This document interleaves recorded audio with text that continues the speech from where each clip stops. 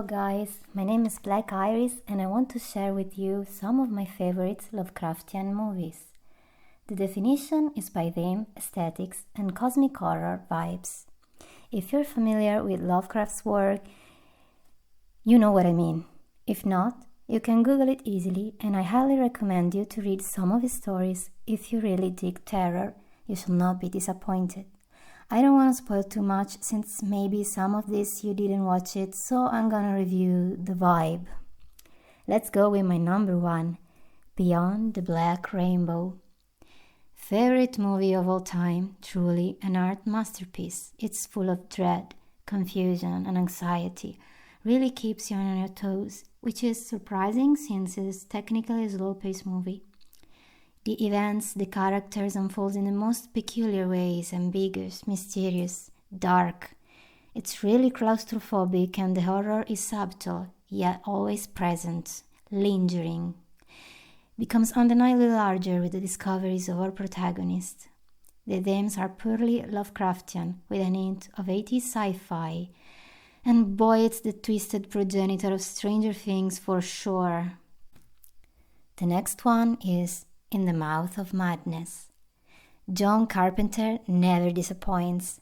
Famous for The Thing, few may know this other one. I have a special place in my heart for this classical dystopian movie, and by dystopian I don't mean the neat cyberpunk stuff, but the definition of a total reversion of everything good in something sick and horrifying. The story follows a rational, skeptic man thrown into the abyss of, as the title suggests, madness, which is very Lovecraftian trope per se. The unfolding is reminiscent of Stephen King books, another fan of Lovecraft, where inside reality unfolds a total mess of supernatural, twisted elements that score credibility point being so intertwined with our day-to-day fears and experiences. The movie is a total banger. Go watch it, get scared. Oh, did I mention Sam Neill is in this movie? He's like the best, especially to convey this kind of vibe, so quality assurance for me. And keeping on this note, another of his spectacular spooky movies is Event Horizon.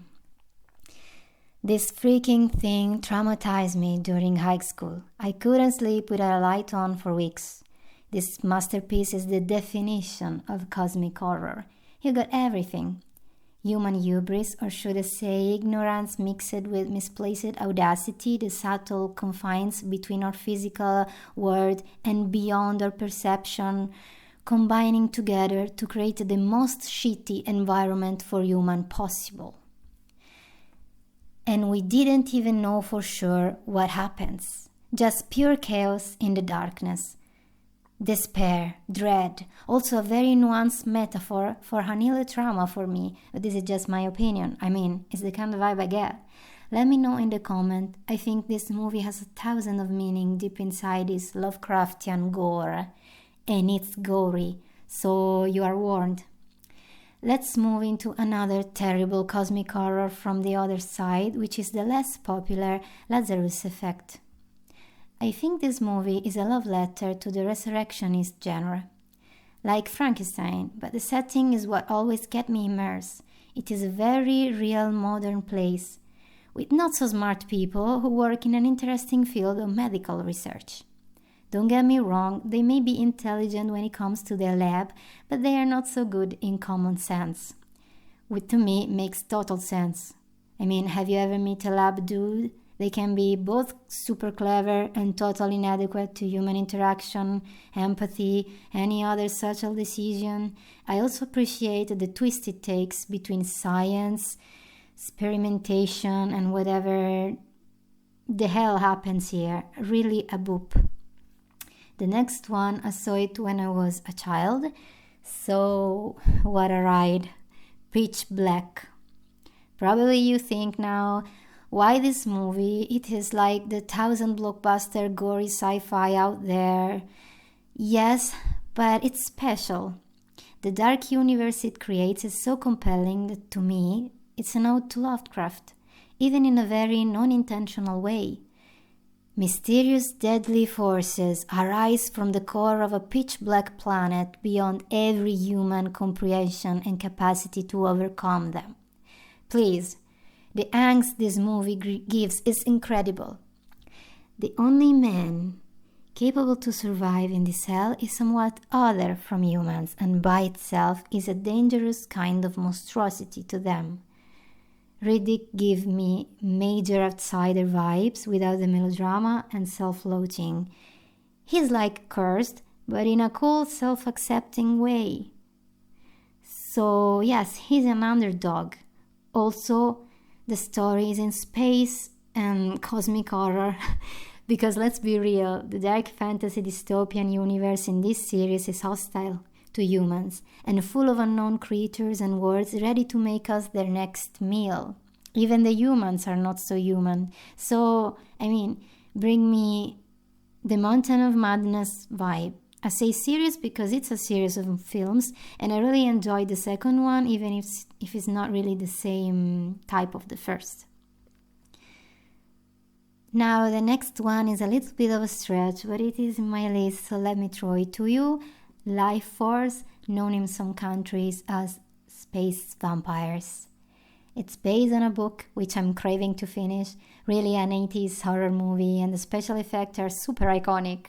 They subtract a lot of the immersion because they are so over the top. It's the 80s, but it's also this chaotic energy that gives this cult movie a special place. While the theme is very serious, scary, and somewhat a metaphor of the peril of sex interaction, like the vampire archetype is known to represent for centuries, the direction this movie takes is an amazing cataclysmic, gory experience of cosmic horror, where unknown powerful entities capable of deceiving and depriving humans of the free will are unleashed by a single too curious man who maybe is doomed by this action, whether he managed to save humanity from total annihilation or not.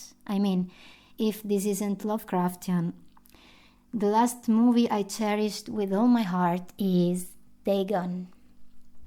I have a thing for mermaids, pirates, and all the mysteries of the sea. What can I say? I'm a romantic, so this movie is clearly inspired by Lovecraft works, but unlike the title suggests, it is more of a Spanish version of the Innsmouth tale than of Dagon's.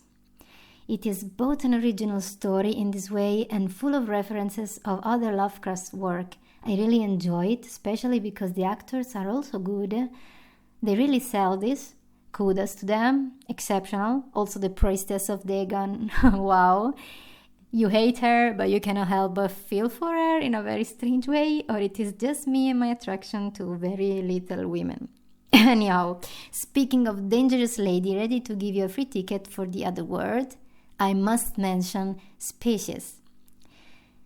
The theme is clear, just like Alien. It is a very obvious cosmic horror movie, but the fact that makes it so Lovecraftian to me, it's the more subtle meaning of the story. This is coming-of-age drama, where a woman loses control of her body, experiences very horrifying change growing up, and without an adequate support system, she became a menace to society, guided by her fears, trauma, hormones, and instinctive drives. It's a dark feminine tale. Like what happens when society hunts you for your nature, without fully understand their responsibility in making the women so hostile to them. So Natasha Henstridge has done a terrific job. She's not only beautiful, which is really in a marvelous contrast with her alien form, but she conveys a deepness to Seal experience, Seal being the character, half human, half alien. We can feel her emotions, her struggle to fit in, her desire, her ambition for freedom and acceptance, her isolation. We can almost root for her till the end, because it's just a new being in an unforgiving, strange, unknown world. To me, it's just another version of the outsider tale of Lovecraft.